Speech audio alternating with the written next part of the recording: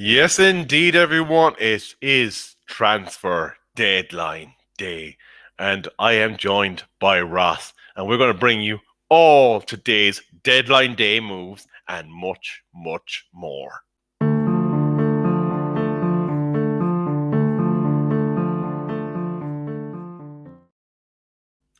Ah, yes, the very soothing tones of the football lounge pianist. Ross, very welcome. You're joining us again, once again, from down in South Africa. Not much going on in the Villa perspective, but you're very welcome all the same. Thank you, Rebel. It's good to be here again, as always. You know, my ass is permanently glued to the football lounge seat, and that's where you'll find both of us. Am I right? Absolutely, absolutely. And obviously, today is a very busy day, and we do need some energy to pick us up. And why not talk about our partners, Rate Energy? Rate Energy, of course, is a powdered energy formula which is mixed with water and is a healthier alternative to generic canned energy drinks.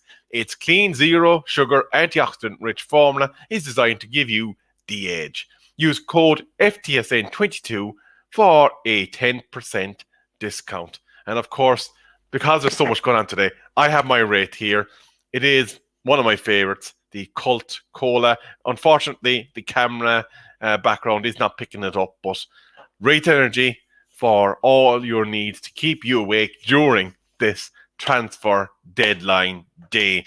And Ross, I'm going to start with somebody that's going to bring some energy to the team. It is, of course, my team, Manchester United. We did hear this morning that we were going to lose Ericsson for a minimum until the end of April, start of May. Now, there's a lot of people that are still unhappy about the tackle of Andy Carroll, but when he was playing for Reading at the weekend.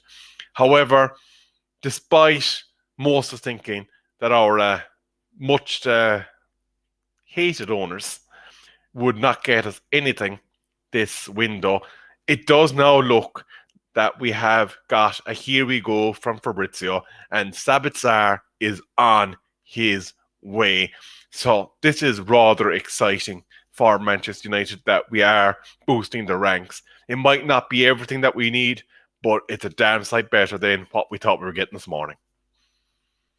Yeah, I agree. And you know what? I liken the Glazers' move to a lover that can see their beloved partner moving away. And in this instance, the Glazers are ending their long relationship with Manchester United. And when a relationship is failing, what do? You try your best to win back some sort of glimpse of the love. And that's what they're doing. They're splashing the cash. They're doing the best they can to get the Manchester United fans back behind them. But quite frankly, and I'm sure you can attest to this, Rebel, it's not going to happen. Bring the signings, yes, definitely. After hearing what's happening to Christian Eriksen, he's gone now for most of the season, which is a shame. But Sabitzer will be something different to that Manchester United field. I mean, we've seen how he plays in the Bundesliga. He's a dominant midfielder, very good at playmaking as well, which is always a bonus for the Manchester United midfield. And I can foresee it being a good signing. Who knows? He might even give Bruno Fernandes a run for his money. Yes, indeed. Now, I do want to take a moment to reflect on the wonderful period that has been the ownership of the Glazers at Manchester United. They have given us so many memories over the years, some that will stick with us, maybe even haunt us for the remainder of our natural lives. So I'll just take a second there just to give thanks for absolutely bleeding nothing. Now, Ooh. I must say, um, I don't think a lot of credit can be given to the Glazers for today's signing. Now, I think it was more of a case of there was pressure exerted by the manager to get a midfielder in because he could not work with what he had to maintain a push in top four. And I imagine that the interested parties in the Manchester United bidding process were also kind of going, lads, come on. There's we can see, we are looking at the accounts, we can see there's a bit of wriggle room to get this a loan deal in. Would you ever just go out and do it? And Manchester United, for once in quite a long time, have acted quickly and actually got somebody in. We did get a here we go from Fabrizio, and that is rather exciting. And then just looking here, I am seeing some correspondence that suggests that Sir Jim Ratcliffe has already outlined some plans for Manchester United. Now, the club is not, as of yet, not in his possession, but he's saying that there would be wholesale changes from the playing side to the technical director staff. So what that suggests to me is, if he gains control, mass layoffs in the technical director level. So Murtagh, Arnold, Fletcher, a lot of these guys will be picking up their bag and baggage and shimmying on down the road. But that isn't the topic of conversation for today. We are looking at transfer deadline day. Now, Colm is coming with some hot news for us. Paris Saint-Germain and Chelsea on the verge of unlocking the Ziyech deal. Details are being discussed in order to get it signed. So Paris Saint-Germain, for some bizarre reason, are looking to take a punt on this fella. Pointless decision. This deal is going to do nothing for PSG. Hakim Ziyech, maybe he gets exposed to world-class players at PSG. But I don't see the point of this. Chelsea should snap off their hand, get rid of Hakim Ziyech.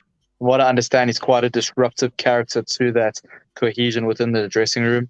And getting him out as soon as possible will be the top priority for Chelsea.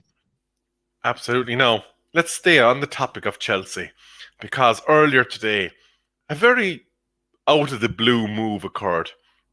And that is that Jorginho has crossed London to Arsenal for £12 million.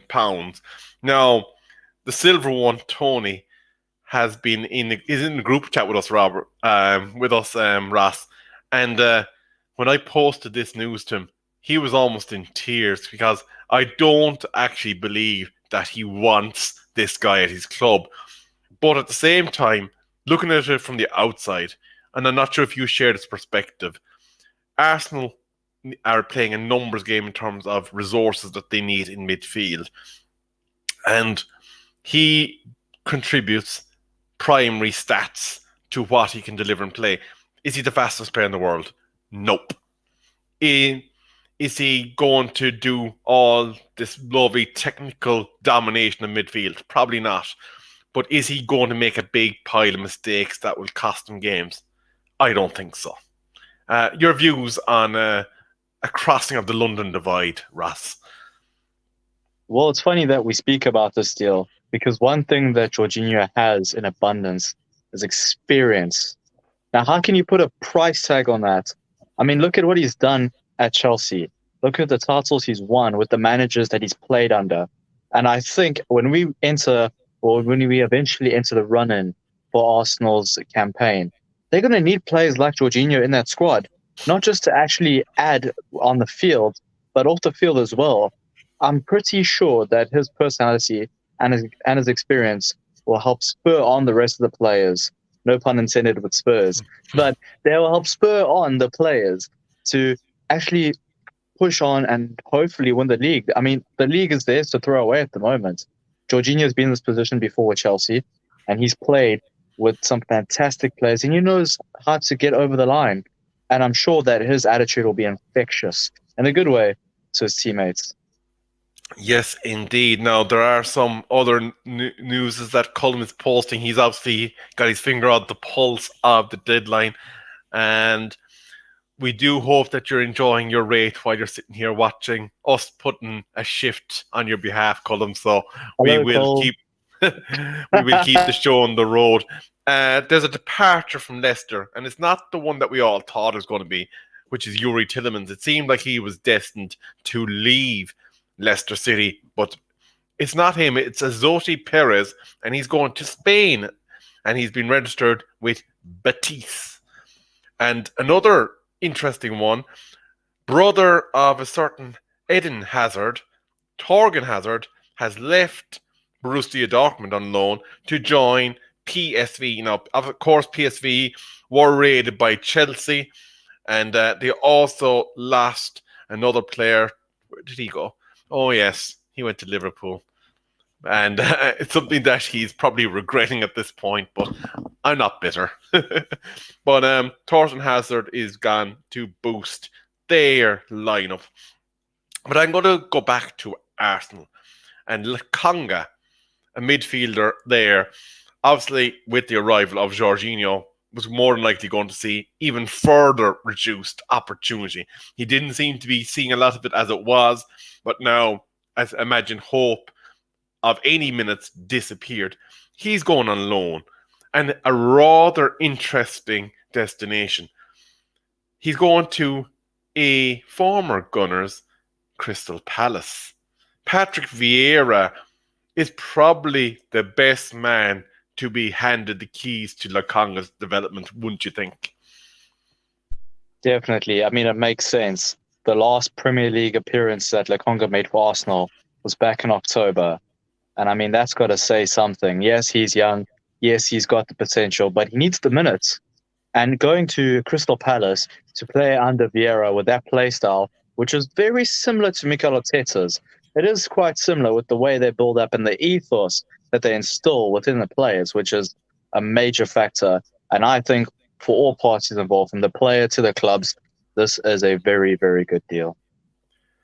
No, I am going to come to you briefly before we hit the main event, because that is, of course, the Enzo Fernandez saga, and I'm delighted as a United fan that we're not involved in a big saga. We had enough of it with Frankie de Jong in the summer, and now we're sitting back and letting somebody else deal with that. But Aston Villa, Ross, I know there doesn't seem like there's going to be many incomings, but your squad is quite big, and you've said this since you've been on the channel, really, and we've started seeing a few prunings occur. Is there any more likely exits from the Villa squad that are deemed surplus to requirements by your new manager?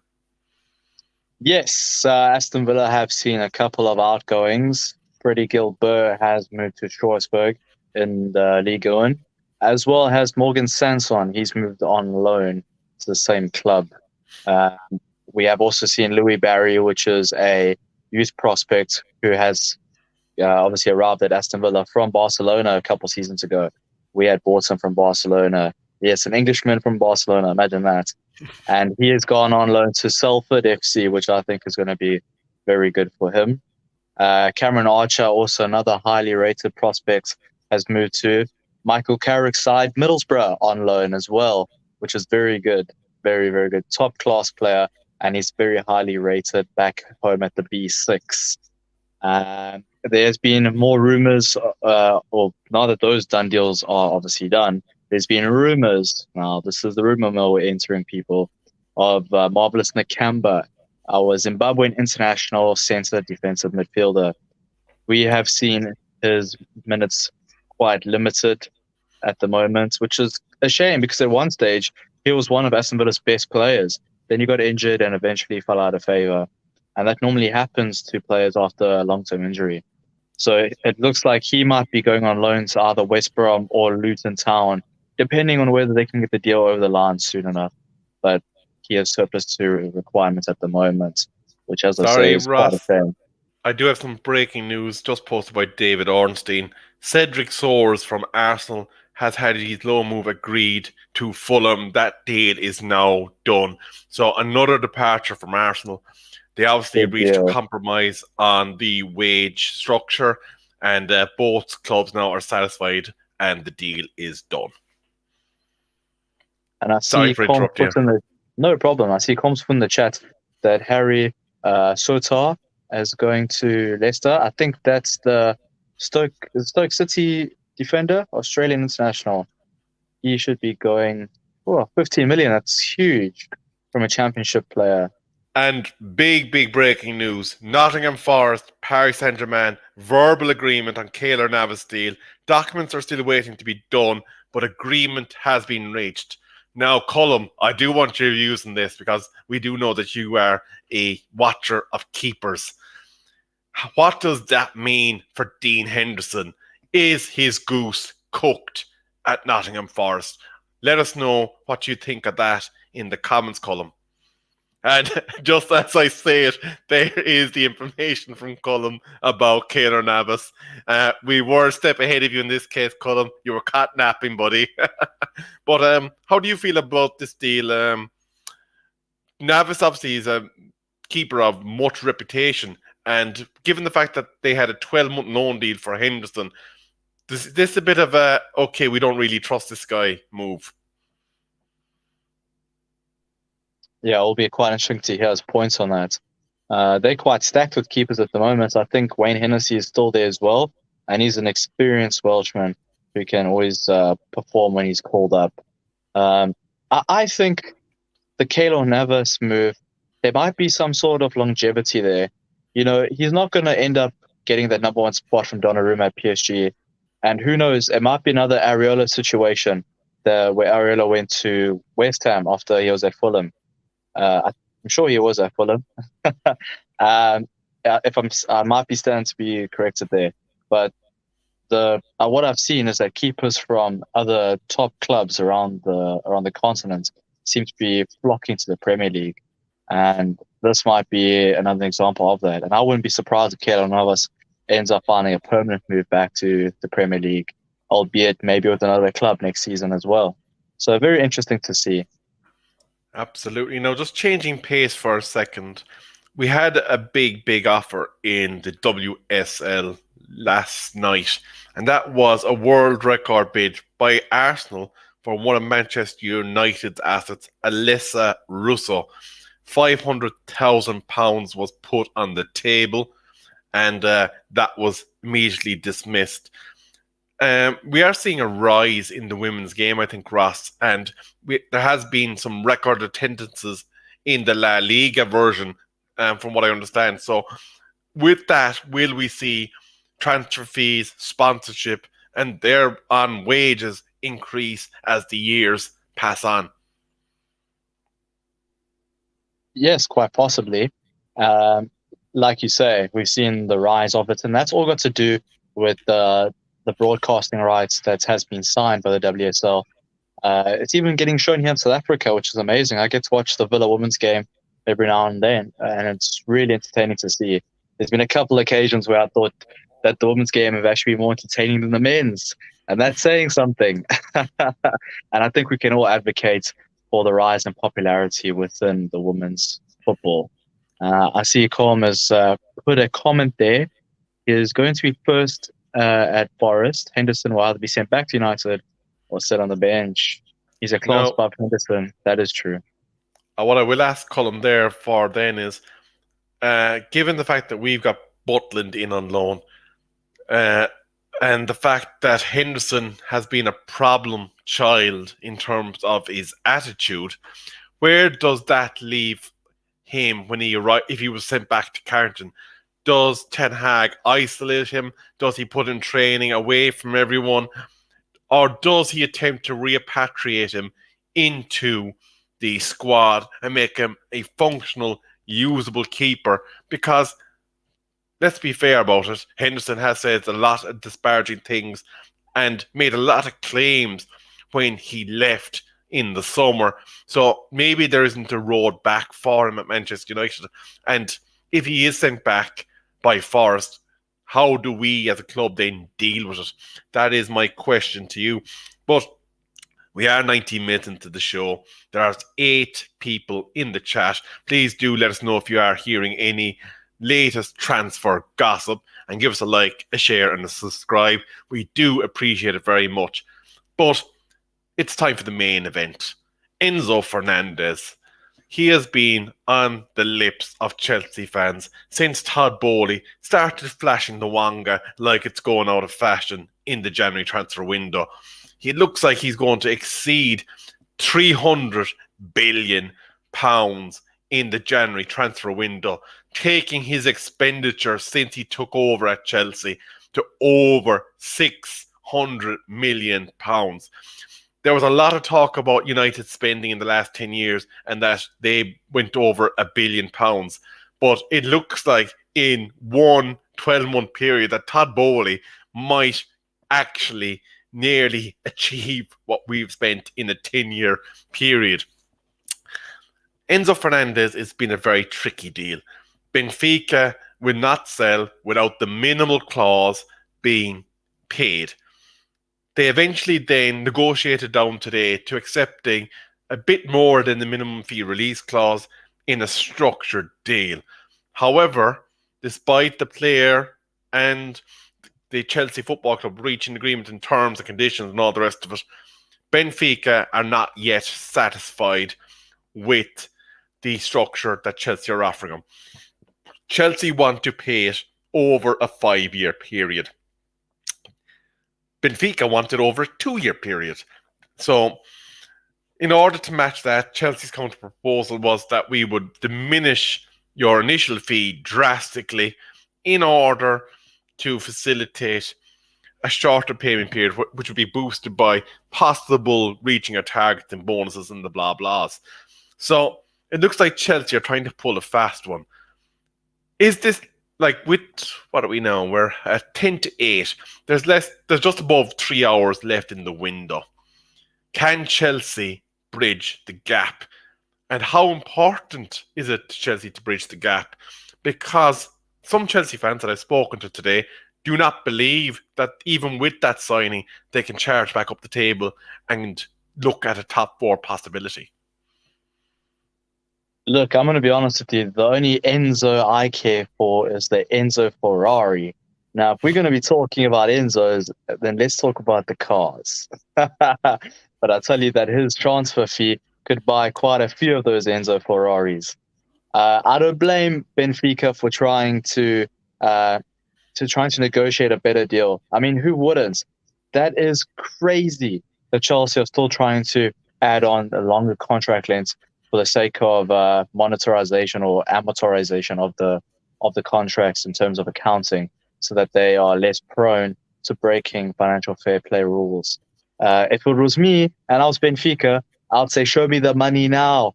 Pay now. I want cash. But obviously, that's not going to happen. I do think that this transfer has been drawn out for quite a number of weeks. Let's end the story right there and say he's not going anywhere.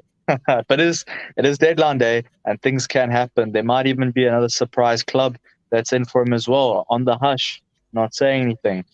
But at the moment, for the sake of Chelsea, I don't think they're going to get this over the line.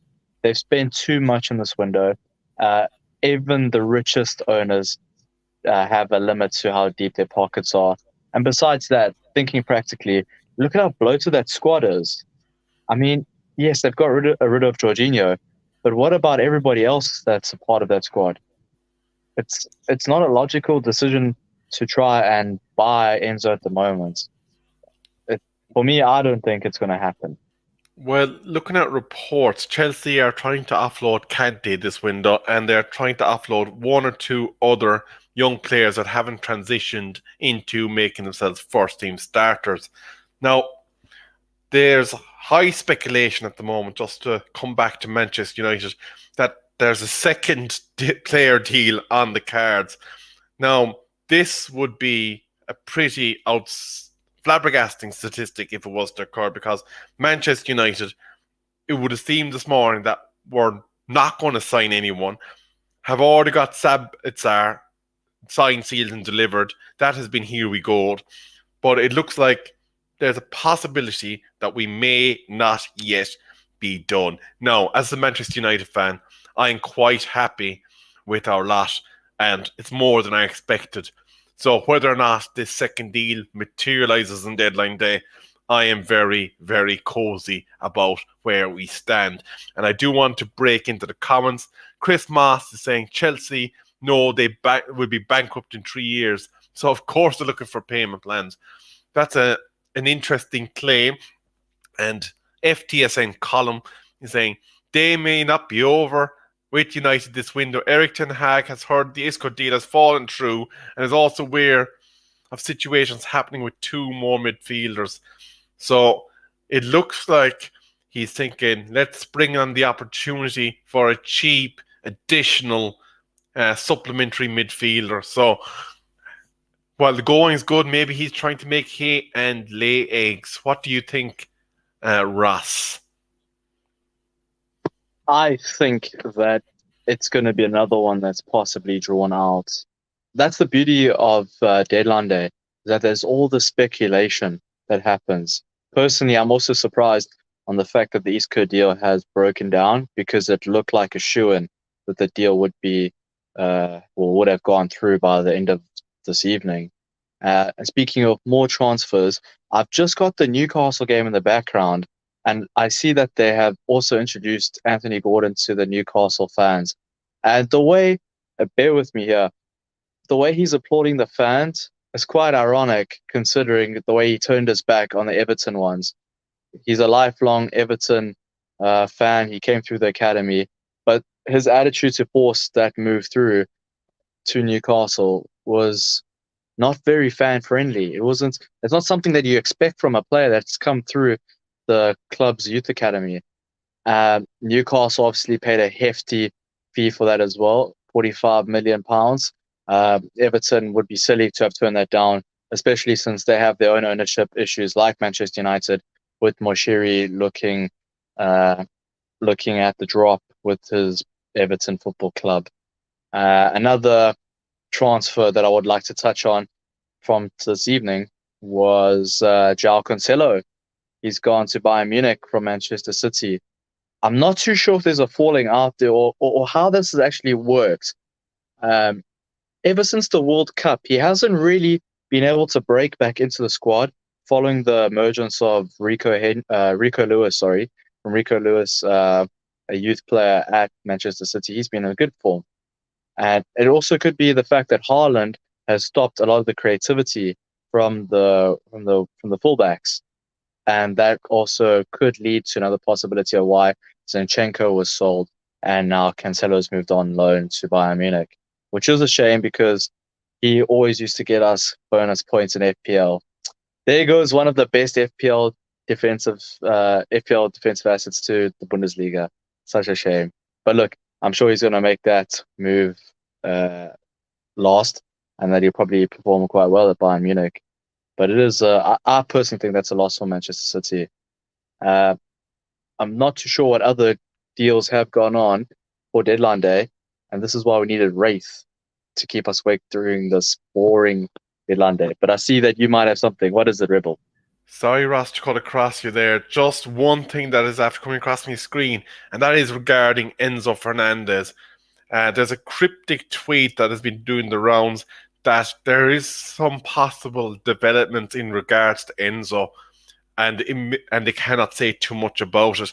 Now, does that mean there's a hijack in the offing?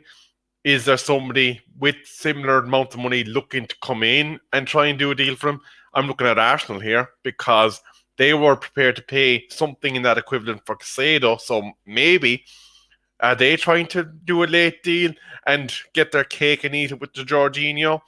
But that will be something to keep an eye on if there's more drama around Enzo Fernandez, because I'd imagine there would be Chelsea fans sick to their stomachs if he did cross the London divide. And the other interesting one is a player that was also linked with G, Ross, Hussein Aouar. Apparently Manchester United are prepared to pay his entire salary to loan him until the end of the season. He's a player that is out of contract this summer, so would be a free agent. And it would seem that maybe his club are reflecting on the benefits of keeping him around against maybe recouping the back end of his salary. This would be a big, big additional bolstering to the midfield if Manchester United were able to do a deal here. We do know, though, that one midfielder that will not be arriving is Saul Nunes. This is quite interesting, and I would like to pose a question to you. Do Manchester United really need Sabitzer and Hosema? Yeah, I can't even pronounce that name. Help me out here, Rebel. Hussein Aouar is what I'm making out of it. All right. So, do Manchester United need both those players? Because the way I see it, they would either go for one or the other. Yes, they do. Because at present, we are playing a game every 3 days for the next 2 months. As long as we remain in all competitions, resources are going to be stretched. And if you do think about it, we have lost two midfielders, Donny van der Beek and Christian Eriksen. So to have two midfielders come in, that would make a lot of sense. And the other thing with Aura is he would be doing an audition possibly to actually get a contract at Manchester United in the summer on a permanent deal.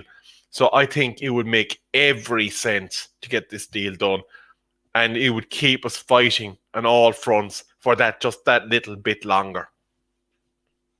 Yeah, that seems like quite a shrewd piece of business if they manage to pull that off. I know Villa are in for him as well, for Sam Hour, and there might be a little bit of a bidding war going on until the final hours of deadline day. I see Colm has made a point here about Cancelo.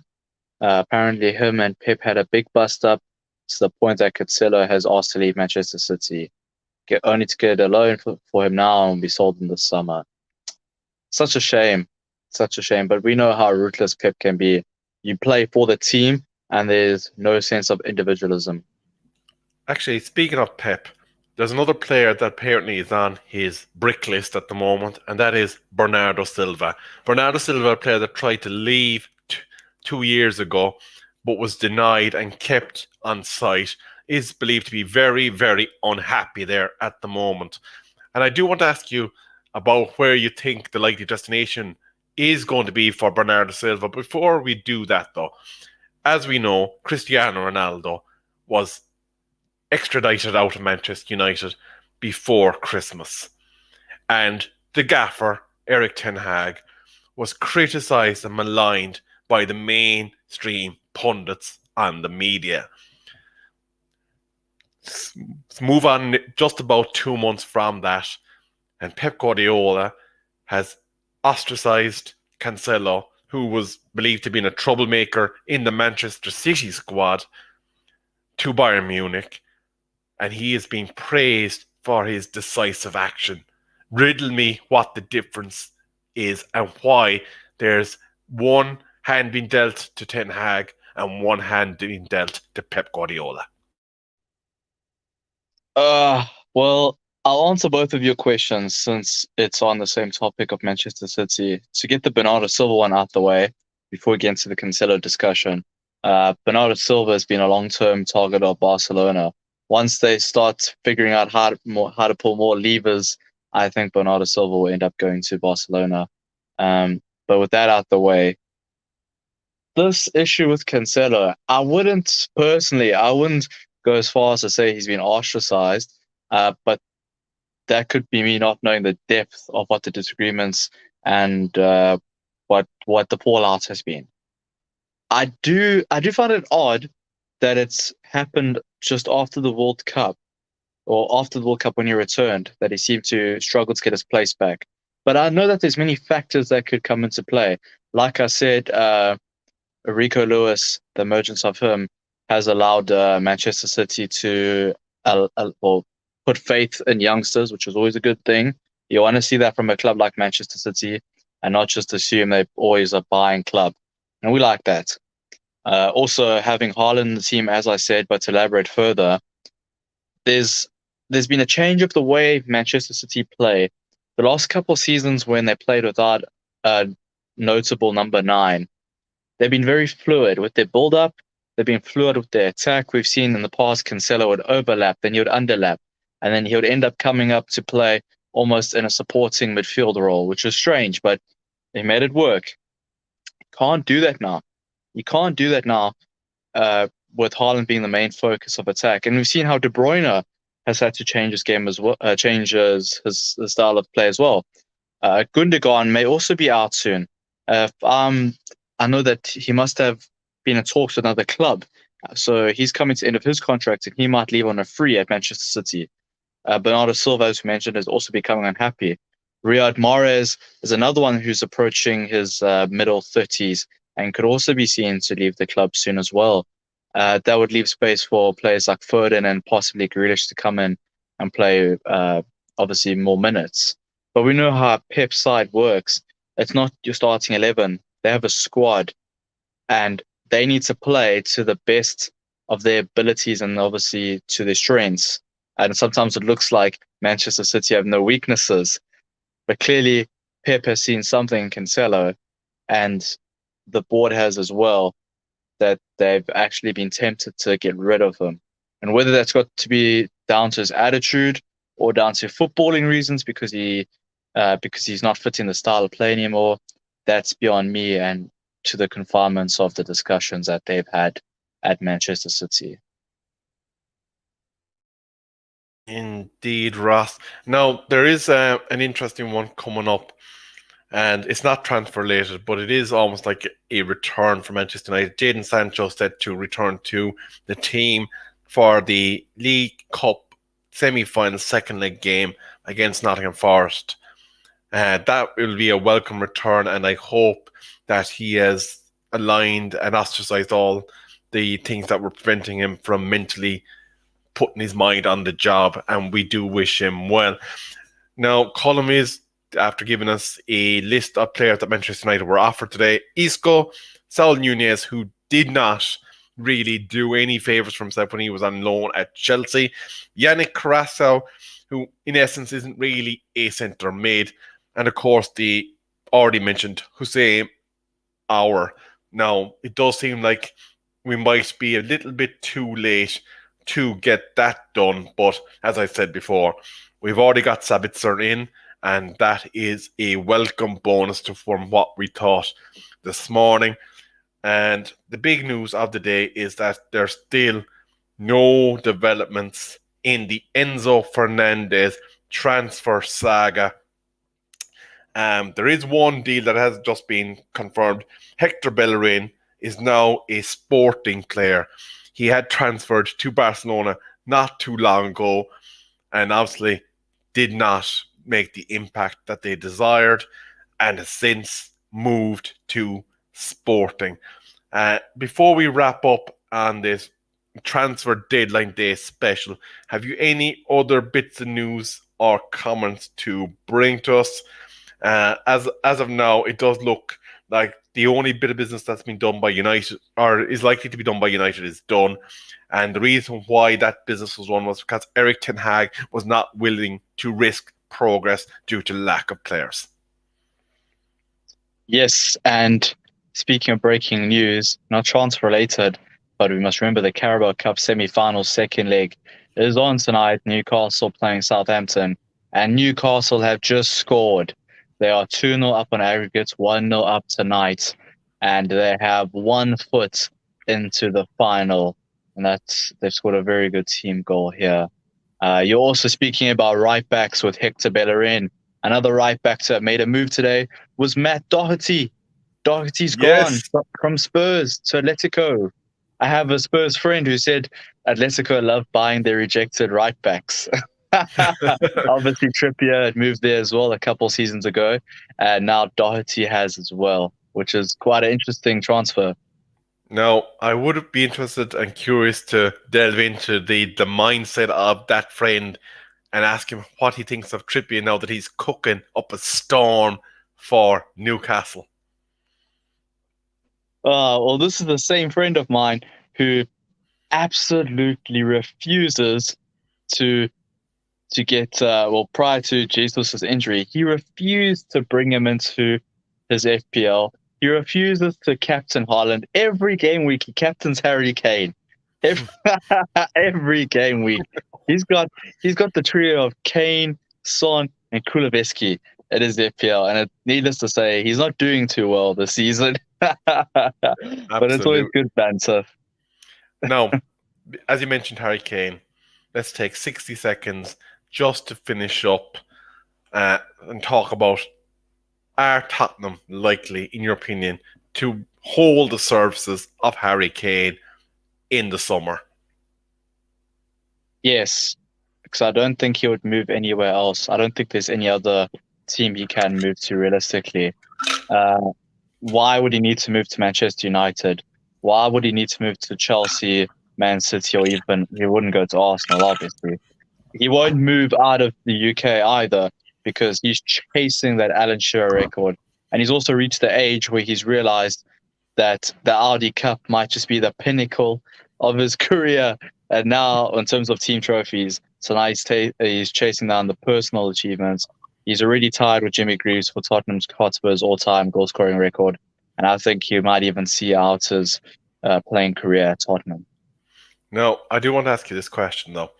In terms of Harry Kane, one motivation could be, like Robin van Persie at the time, to leave to get that big trophy in the cabinet. Now, there is a finite amount of teams that could potentially present that opportunity.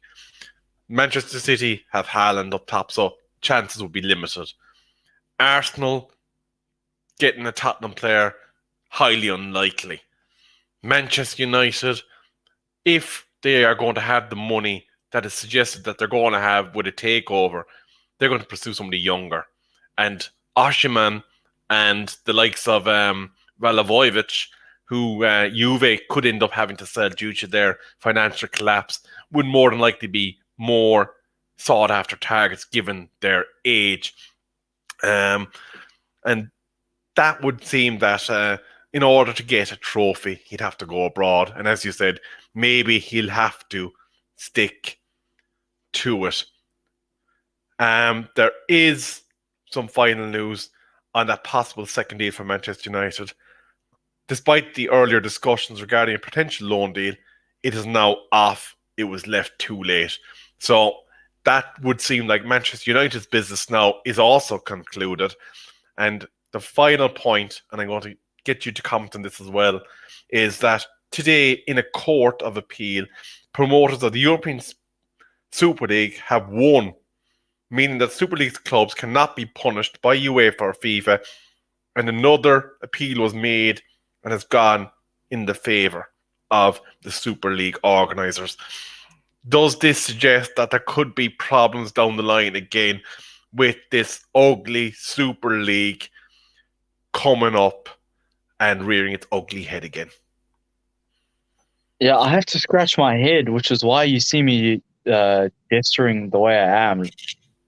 I think I disagree. I disagree with the way it's gone about, but I can understand why. They haven't actually committed they haven't committed any infringement yet, because all they had was an agreement in place, but didn't actually create a league. There was no actual Super League with an actual start date. It was just an agreement between clubs, and there's nothing, as far as I'm aware, about that being in the rules before with regards to UEFA and FIFA, and unless they actually were having an official competition that had the sponsors, that had kicked off their first game, or had places or plans in place to kick off their first game. So in hindsight, all it was just an agreement, and fair play to all the football fans. We shut it down. We shut it down before it can get past that agreement, or the provisional agreement anyway. I do think that there should have been some sort of repercussion for even having that, because all you've done is just undermine the footballing world's authority anyway. And taking it to the Madrid courts or Supreme Courts for football arbitration or whatever is, for me, it just shows how arrogant they are, because they know what they're doing is wrong, yet they're still trying to take it to court. They know it's wrong morally, ethically, and just in footballing terms as well. It's wrong. And the only reason they're doing this is for money and greed. I'm telling you, people are going to get tired of watching Man City play Real Madrid every second weekend, or Manchester United playing Inter Milan every third weekend. There's no sparks in that. If that happens, I'd rather go down to my local Sunday League team and support them, because I know they'll appreciate my support and my hard-earned money much more than those Super League clubs. And there is just one more bit of up-to-date news, and that is Milan Skriniar, the Inter Milan centre-back. It looks like Paris Saint-Germain have failed to get a deal over the line to bring him to Paris in this window. He has signed a pre-contract with them already and will join as a free transfer this summer. And Colum, I do love his humour. Breaking news, I've been signed by Chelsea. They saw the match of mine from 3 years ago, and I told them Manchester United were looking to sign me. So Todd Bowley slapped me up. So obviously that's a dig at Todd scouting processes. And there's one question actually that Joseph has brought to us. Hello, Joseph. Very welcome to the channel. Has football gone boring for you? He's saying that modern day football does not hold the weight of the past. Yes and no. I can argue VAR bores me a lot. It's gone past the ends of frustration to now VAR boring me because the the calls are so predictable. They just favor the bigger clubs, and I'm a fan of Villa, and I know that they absolutely love making the calls for the top 6 clubs.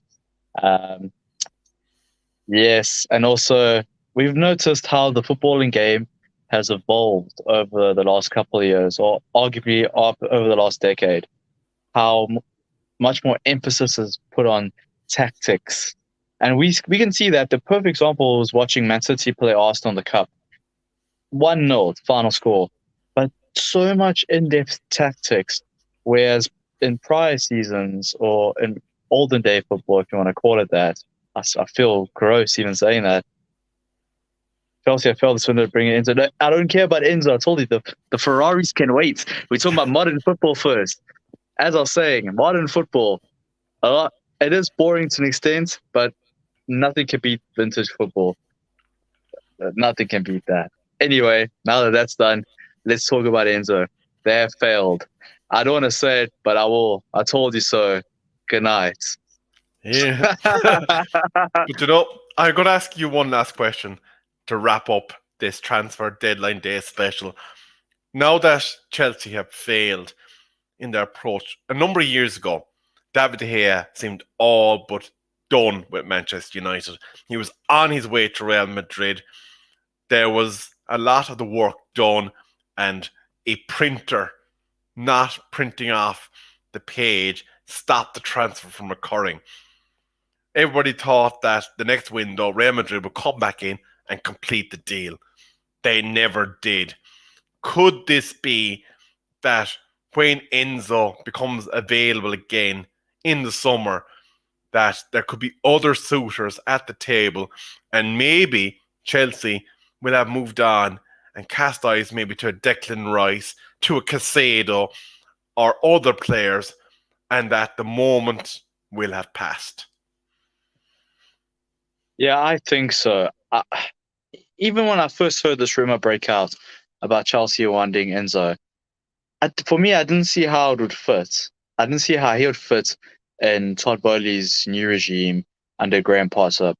The way I could see it is that he might actually be better suited to clubs like Real Madrid or even Barcelona. I don't know if the English game is suitable for him yet at his young age. He might need experience at a high level first. I think if he had to move straight from the Portuguese league with Benfica to a top English club, he might find it a little bit difficult to actually kick on. And not to mention, you're talking about a new country, talking about a new language to learn, and a whole new football style to become accustomed to. It might be better for him to move to a club either in Spain or Italy and just get a feel for more competitive football first.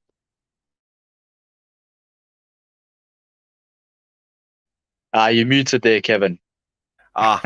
Interesting tweet here. Stretford Paddock has tweeted, the last time we played Newcastle in a final was 1999. A 2-0 win on the way to winning the treble. Omens are brewing? Let's see what happens. But Ross, I do want to thank you for all your wonderful contributions tonight. There is 9, 10, 11, 2.5 hours roughly left in the deadline. We will, of course, keep an eye and make postings on our social medias should anything arise. Now, Cullum is doing a full Paul Merson and flip-flopping and saying that there's contrasting reports saying that it's about to be done. We will watch this space. But for now, thank you all for joining us. And if you are looking for an energy drink solution, do check out Wraith Energy and put in code FTSN22 for a 10% discount. But for now, enjoy your transfer deadline day, but we are signing out.